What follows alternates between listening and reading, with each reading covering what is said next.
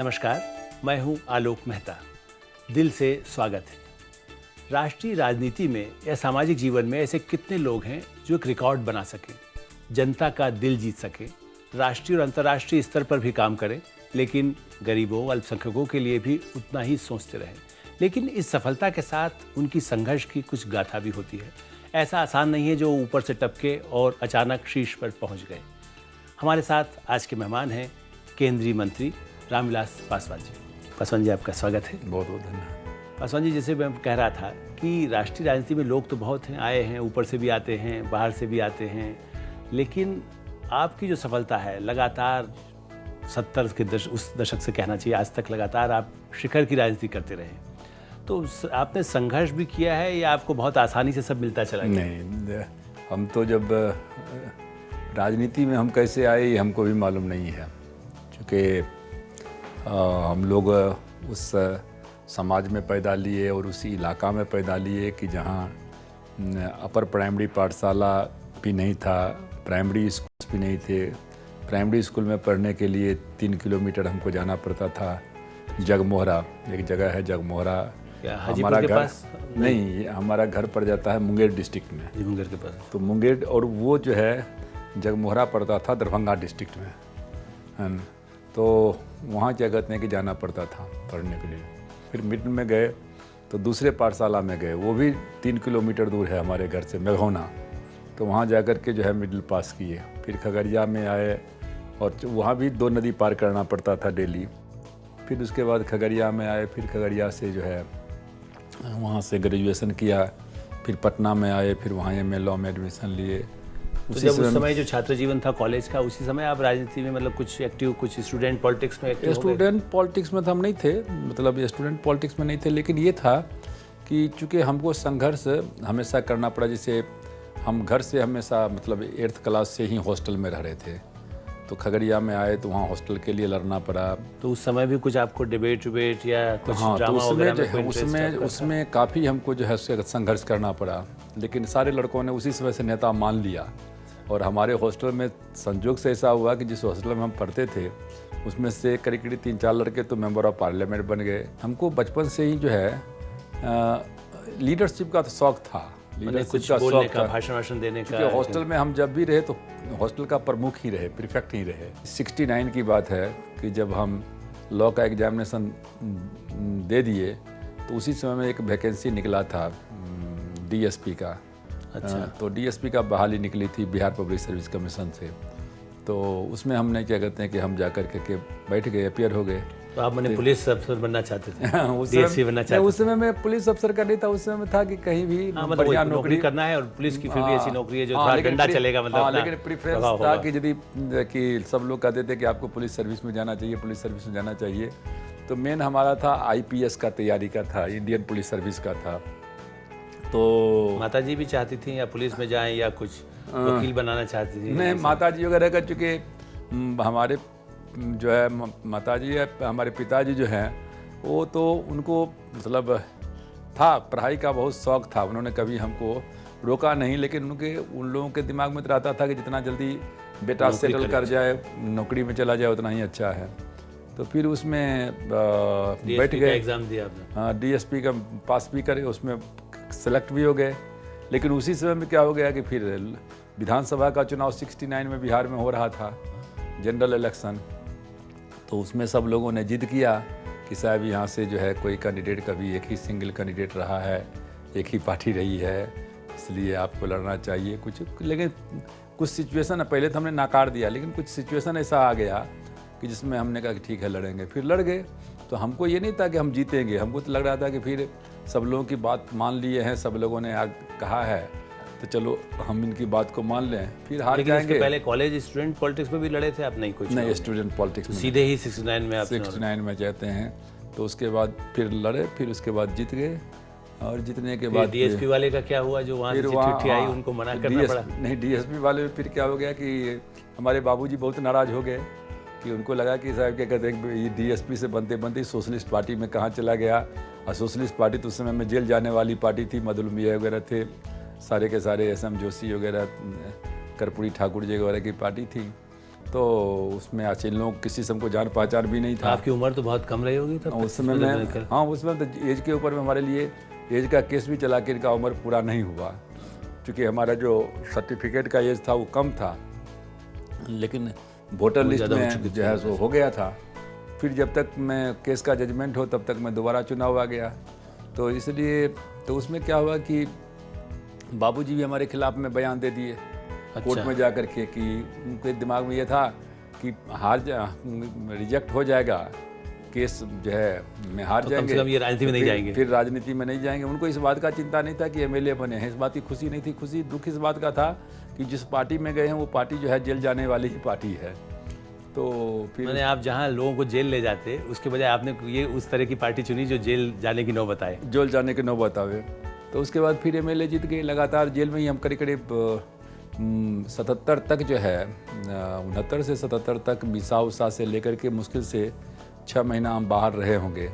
Otherwise हम jail में ही ज़्यादा समय जेल में ही क्या कहते हैं कि उसमें कटा। आपने जो बात कही हम इस बात को आगे बढ़ाएंगे, खास करके जो पुलिस वाले बनने वाले थे, जो लोगों को जेल जाने वाले थे, वो खुद जेल भी गए, लेकिन उसके बाद फिर किस तरह से सत्ता में रिकॉर्ड तोड़ करके आए और क्या करना चाहते रहे हैं पासवान जी। आप देखते रहिए दिल से। छोटे से ब्रेक के बाद हम फिर से मिलते हैं। ये महाभारत आपको लगता है कि सार्थक हुई है? देखिए, हमने हमेशा से राजनीति में कोशिश किया आइडियोलॉजी की राजनीति करने का।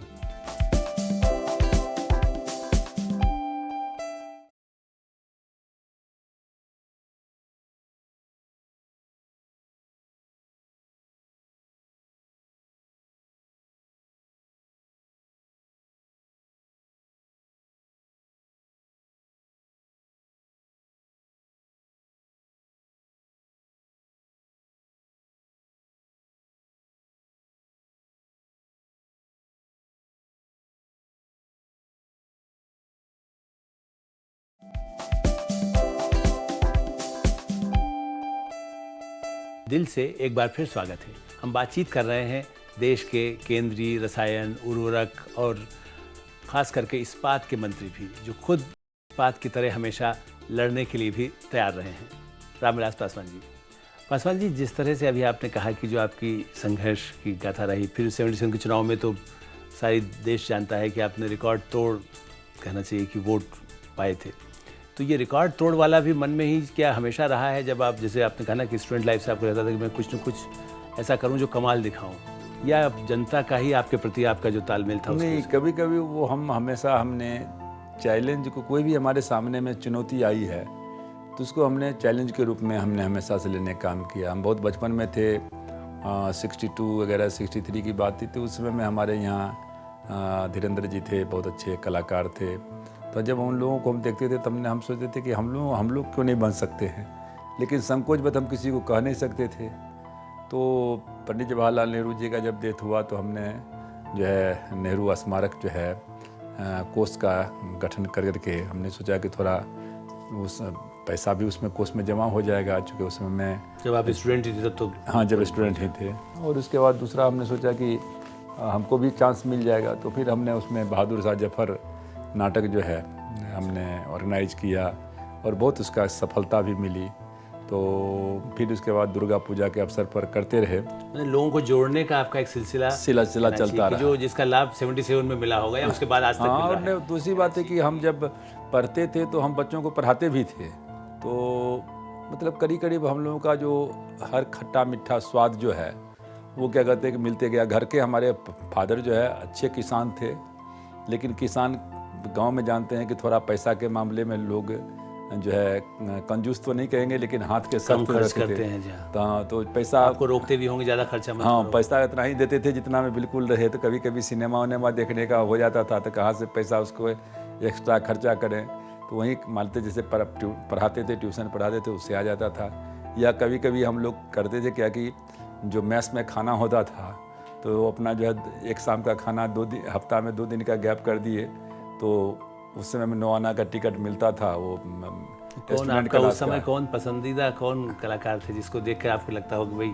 उस समय का हमारा जो सबसे ज़्यादा पसंदीदा कलाकार थे उस समय में दिलीप कुमार थे, क्योंकि दिलीप कुमार का बहुत फिल्म आते रहता था। जेमिनी गणेशन भी था उस समय में, उनका भी जो जेमिनी का गणेशन का काफ़ी उस समय चल रहा था, और जो बैजंती माला और इनका जोड़ी था वो काफ़ी हिट भी करता था। तो आप जैसे अब सभाएं, चुनावी सभा, जैसे आप 69 से चूंकि कम उम्र में आ गए थे, तो सभाओं में भी चाहे वो कर्पूरी जी जाएं या जयप्रकाश जाएं, तो क्या उनके सभाओं में भी आप कुछ गाना वाना भी सुनाते थे? नहीं, या कुछ गाना मतलब नहीं सुनाते गीत थे। हमको रश्मि रथी से बहुत प्यार था। तो जो दिनकर जी की जो कविता थी वो हमको बहुत याद रहता था। तो दिनकर जी को जो है कौन सी ऐसी जो आपकी प्रिय दिनकर की जो? नहीं, जैसे अब जयप्रकाश जी का जब मामला आया तो हम उसमें जयप्रकाश जी के संबंध में उन्होंने लिखा था कि वह देख भविष्य पुकार रहा, वो दलित देश का त्राता है, सपनों का दृष्टा जयप्रकाश भारत का भाग्य विधाता है, कहते हैं उसको जयप्रकाश जो नहीं मरण से डरता है, अग्नि को बुझते देख कुंड में स्वयं कूद जो पड़ता है। तो ये सब आप सुनाते भी थे मंच पर दिनकर को पढ़ करके भी लोगों हाँ, को? जब सुनाते थे। जैसे अब रश्मि अथी उसमें जब है महाभारत का युद्ध हुआ कि जब गए हैं भगवान कृष्ण गए हैं दुर्योधन के पास में, तो उस समय का है कि मैत्री की राह बताने को, सबको सन्मार्ग मिलाने को, भीषण विध्वंस बचाने को भगवान हस्तिनापुर आए, कौरव को संदेशा लाए, दो न्याय अगर तो आधा, जो इसमें भी जीते बाधा हो तो दे दो केवल 5 ग्राम, रखो अपनी धरती तमाम, हम वही खुशी से खाएंगे, परिजन का सीना उठाएंगे। दुर्योधन यह भी दे न सका, आशीष समाज की ले न सका, उल्टे हरि को बांधने चला, जो साध साधने को चला, जब नास मनुज पर छाता है, पहले विवेक मर जाता है। हरि ने भी सनहुंकार किया, अपना स्वरूप विस्तार किया, डगमग डगमग दिग्गज डोले, भगवान कुंपित होकर बोले, जंजीर बढ़ा कर साध मुझे, हाँ हाँ दुर्योधन बांध मुझे, यह देख गगन मुझ में लय है, यह देख पवन मुझ में लय है, अमृत फूलता है मुझ में, संघार झूलता है मुझ में, उद्याचल मेरा दीप्त भाल, भूमंडल बक्सस्थल विलाट, मन मेरु मेरु सब मेरे हैं, मैनाक मेरु पग मेरे हैं, दृश्य होत अखंड अखंड देख, मुझ में सारा ब्रह्मांड देख, यह देख आदि और सृजन, यह देख महाभारत का रन, मृतकों से पटी हुई भू है, पहचान कहाँ इसमें तुम है। ये बात आपने जिस तरह इतनी ज़्यादा आप पूरा याद करते रहे और हमेशा आज भी आपको याद है, तो आपको राजनीति में भी ऐसा नहीं लगता कि जिस तरह से आप जब उठे तो उसमें भी कौरव हैं, उसमें महाभारत है, उसमें अपनों से भी आपको लड़ना पड़ा है, चाहे वो समाजवादी हों, चाहे लालू जी हों, चाहे दूसरे लोग हों जिनसे आपको संघर्ष करना पड़ा है, ये महाभारत आपको लगता है कि सार्थक हुई है? देखिए, हमने हमेशा से राजनीति में कोशिश किया आइडियोलॉजी नहीं की राजनीति करने का। देखिए, राजनीति में 3 तरह के लोग होते हैं। एक होता है प्रिंसिपल के लोग लेकर के आते हैं, एक फैशनेबल होते हैं, एक जो है प्रोफेशनल होते हैं। हमने हमेशा से कोशिश किया प्रिंसिपल की राजनीति किया जाए। मैंने आपका भाषा के प्रति खास लगाव, जो हिंदी के प्रति जो आपका रहा, जैसे आपने कहा कितनी कविताएं बिल्कुल, आप हम याद तो इस करते बात थे। को मान करके चलते हैं कि जिसको हिंदी के प्रति मोह नहीं है उसको देश के प्रति मोह नहीं है। क्योंकि मातृभाषा जो है, जब हर आदमी को हर कोई दुनिया का देश बतला दीजिए जिसको अपनी जुबान नहीं हो, सिर्फ भारत है कि जिसकी जुबान कटी हुई है, जहाँ माँ के नाम पर कंट्रोवर्सी है कि ये मातृभाषा तुम्हारी है कि नहीं है। लेकिन इससे लोग अफसर आपसे नाराज तो नहीं हो जाते? आप तो इतने, आप रेल मंत्री रहे, आप रसायन नहीं, मंत्री भी हैं, आप ऐसे मंत्री इस्पात मंत्रालय है जहाँ अंग्रेजी में बहुत काम होता रहा नहीं, है। हमारे देखिए, मैं बतलाता हूँ कि जितने IAS अफसर होते हैं, सारे के सारे IAS अफसर हिंदी जानते हैं। कोई IAS अफसर का जो होता है इंडियन एडमिनिस्ट्रेटिव सर्विस में जब जाते हैं तो आपको ट्रेनिंग लेना ही पड़ता है द्विभाषा का, हिंदी का और अंग्रेजी का। कभी हमको कोई प्रॉब्लम्स ही नहीं हुआ, और अभी नहीं, बल्कि हम कहते हैं कि यदि कि अफसर के साथ में रिलेशनशिप, हम जब मिनिस्टर हैं तो एक टीम के रूप में हैं। कल्याण मंत्री थे हम, अभी PS कृष्णन हैं हमारे समय में सेक्रेटरी थे। हालांकि PS कृष्णन ब्राह्मण हैं, लेकिन मैं दावे के साथ में कह सकता हूं कि उस व्यक्ति ने मंडल के लिए, पिछड़ी जाति के लिए, दलितों के लिए, आदिवासियों के लिए, अल्पसंख्यकों के लिए जो किया, कोई दलित अफसर भी नहीं कर सकता है। चलिए, आपने कहा, इस बात को हम आगे बढ़ाएंगे। पासवान जी ये मानते हैं कि चाहे अफसर भी हों, यदि अच्छा वेवलेंथ हो, अच्छी उनके साथ समझ बूझ हो, तो आप ज़मीन की बात से उनको जोड़ सकते हैं, भाषा से भी जोड़ सकते हैं। हम इस बातचीत को जारी रखेंगे, छोटे से ब्रेक के बाद फिर से मिलते हैं। देखते रहिए दिल से। बच्चे या श्रीमती पासवान जी जो हैं वो आपको नहीं कहते कि आप ये राजनीति से थोड़ा हमारे साथ चलो? नहीं, उसमें हो, अब तो मुझ जाएंगे क्या। एक बार गए थे, एक बार आज से करीब 20 साल पहले गए थे, तो फिल्म क्या देखने लगे कि हम ही लोग फिल्म बन गए थे।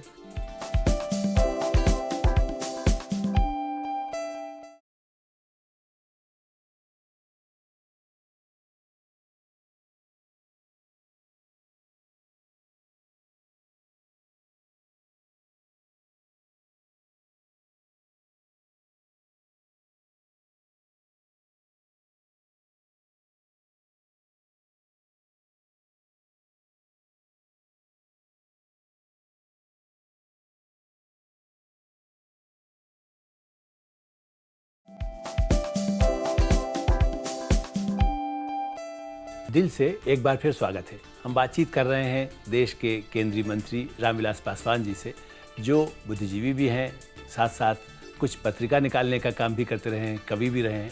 आपका ये जो इस तरह का एक आपकी अलग तरह की विविध रुचि है, आपने जैसे कहा कभी आपने नाटक किया, कभी आपको लिखने का शौक़ हुआ, पार्टी को जोड़ने के लिए आप अखबार पत्रिका भी निकालते हैं।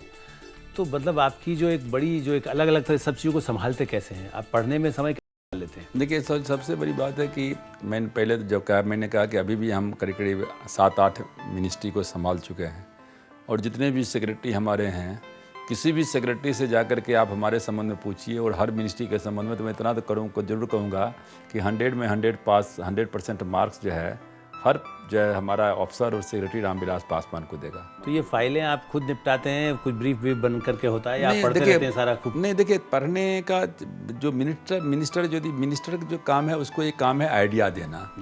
देखिए मंत्री के पास में दिल होना चाहिए, दिमाग जो क्या कहते हैं कि ब्यूरोक्रेट्स के पास में तो है, इसमें तो दो आप नहीं निकाल सकते।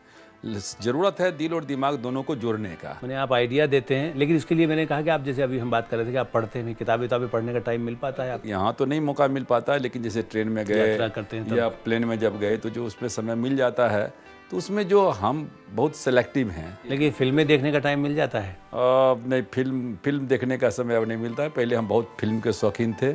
अभी भी जो अच्छी फिल्में आती है, बच्चे या श्रीमती पासवान जी जो हैं वो आपको नहीं कहती कि आप ये राजनीति से थोड़ा हमारे साथ चलो? नहीं, उसमें अब तो मुझ जाएंगे क्या। एक बार गए थे, एक बार आज से करीब 20 साल पहले गए थे, तो फिल्म क्या देखने लगे कि हम ही लोग फिल्म बन गए थे।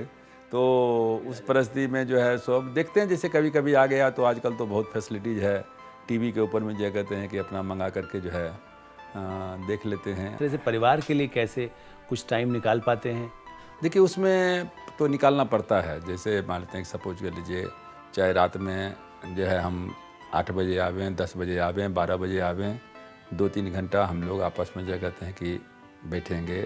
मॉर्निंग में जो क्या कहते हैं कि हमारा रूटीन जो है, जब तक जैसे हमारा ट्रेडमिल है, हम एक्सरसाइज हम 50 मिनट तक तो हम ट्रेडमिल के ऊपर में या लॉन में जो है तेज़ी से घूमते हैं। फिर उसके बाद थोड़ा योगासन वगैरह 40-50 मिनट, तो 2 घंटा समय जो है हम मॉर्निंग में जो है, उस समय में टेलीफोन वगैरह सब कुछ बंद कर करके जो है 7 बजे से लेकर के 9 बजे तक जो है, बहुत ही अर्जेंट यदि कहीं आ गया तो फिर उसके बाद उसमें तो बैठ नहीं किया। इसलिए करते हैं कि आपको खाने का भी बड़ा शौक है, जो है कुछ खाने का हमारे पास में, हिंदुस्तानी भी और चाइनीज़ भी सब हर तरह के खाने का हम तो खाना अपने से बहुत बढ़िया बनाते हैं, बढ़िया हम कुक भी, हम बहुत बढ़िया खाना बनाते हैं।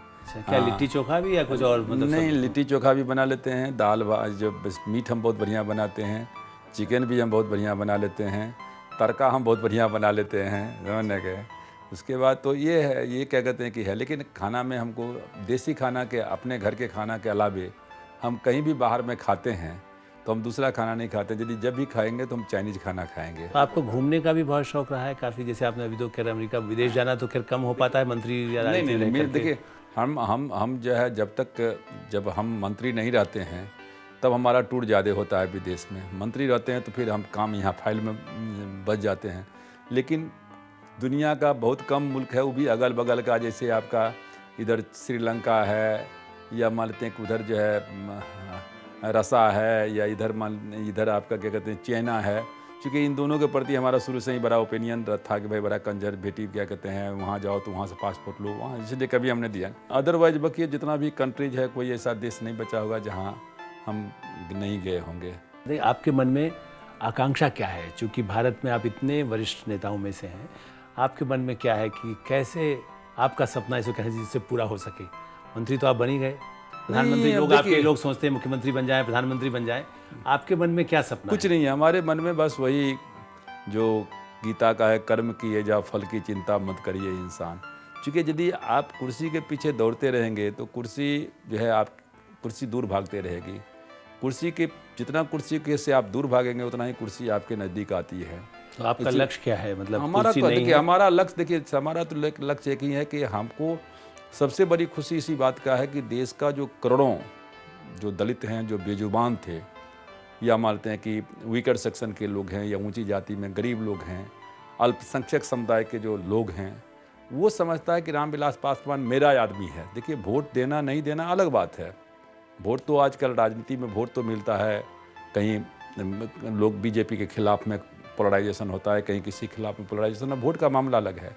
लेकिन हम लोगों को सबसे बड़ी खुशी होती है कि चाहे प्लेन में जाएं, ट्रेन में जाएं, कहीं भी जाएं, हर आदमी कहता है रामविलास पासवान जा रहा है, हर आदमी कहता है बड़ा अच्छा आदमी है, बड़ा मिलनसार आदमी है। आपका लक्ष्य जीवन में यह है कि मैं एक अच्छे इंसान की तरह बस जो गरीब आदमी के लिए कुछ बस कर सके। लोग गरीब समझे कि हमारा आदमी है, और क्या कहते हैं कि जो भी हमसे बन पाता है हम उसके लिए कहते हैं करते हैं। हमको बदनामी भी मिलती है, हमारे ऊपर में चार्ज भी यही लगता है कि रामविलास पासवान जिस मंत्रालय में आते हैं लोगों को नौकरी बहुत दे देते हैं, पॉपुलिस्ट मेजर अपनाते हैं। एक बार हमने TSC के मेंबर था, तो बहुत इंटरेस्टिंग कहानी है, टेलीफोन एडवाइजरी कमेटी का मेंबर था। तो एक बार हम जा रहे थे, मिनिस्टर जब नहीं बने थे, तो हमारे यहाँ एक गया में एक सड़क पर जो है एक आ गया आदमी रोकने के लिए। तो हमने कहा क्या है, तो उतरे तो एकदम बिल्कुल रंग धरंग आदमी था, खाली पहने हुए था कुछ। तो हमने कहा क्या बाबू, हम बाल गोविंद डोम हैं। हमारे यहाँ जो डोम होता है वो प्रत्येक गांव में 1-2 घर होता है, वो गांव के बाहर ही लोग उसको रखते हैं, वहीं वो अपना सुअर वगैरह लेकर के रहता है। तो हमने कहा कि क्या है, कहा बाबू हमको चापा का इलेक्ट्रो दे दीजिए, हैंड पाइप पानी पीने के लिए। मैंने कहा कितना पैसा लगेगा, कहा बाबू हमको पैसा नहीं चाहिए, पैसा दीजिएगा तो लोग छीन लेगा, तो हमको जो है सो खाली क्या कहते हैं चापा कल दिलवा दीजिए। तो हमने अपने वर्कर से कहा कि दिलवा देना। संजोग से हम बन गए, कम्युनिकेशन मिनिस्टर बन गए, संचार मंत्री बन गए। तो हमारे पास में TSC मेंबर का था, बनाने का अधिकार होता है TSC टेलीफोन एडवाइजरी कमेटी का। हमने क्या किया कि सबसे ऊपर में बाल गोविंद डोम का नाम लिख दिया, किसको TSC का मेंबर बनाओ। हमने गए और भी लोगों का नाम जोड़ दिया, और GM को टेलीफोन करके कह दिए कि आप जा करके जो है उसके यहाँ सबसे पहले टेलीफोन लगना चाहिए, और उसके यहाँ 3-4 चौकी का भी व्यवस्था कर दीजिएगा, जिससे कि लोग आकर के बैठ उठ सके।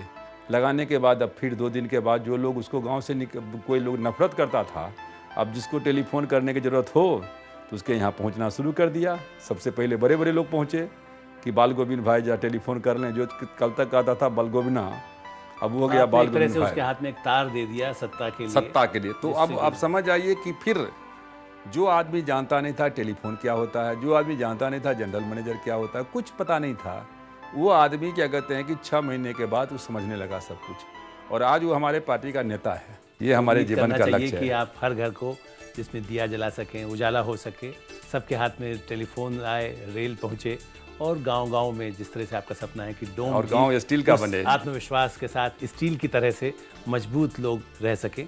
आपने इस कार्यक्रम में हिस्सा लिया, पासवान जी बहुत बहुत धन्यवाद। दिल से कार्यक्रम यही समाप्त होता है। अगली बार एक नए मेहमान के साथ मुलाकात होगी। नमस्कार, धन्यवाद।